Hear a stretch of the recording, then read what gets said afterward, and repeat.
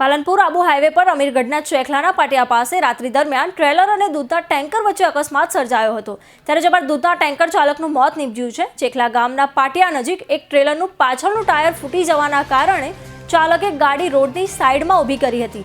જે સમય દરમિયાન એક દૂધનું ટેન્કર સાથે ધડાકાભેર ટક્કર થતાં ટેન્કરનો આગળનો ભાગ ચગદાઈ ગયો હતો।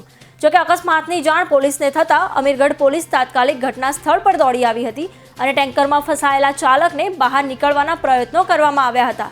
જોકે ટેન્કર ચાલકનું મોત નીપજ્યું હતું। ત્યારે અકસ્માતના કારણે હાઈવે ઉપર ટ્રાફિક જામ થતાં અમીરગઢ પોલીસે ટ્રેલર અને ટેન્કરને બંનેને રોડની સાઈડમાં ખસેડી વાહન વ્યવહાર ખુલ્લો મુકાયો હતો।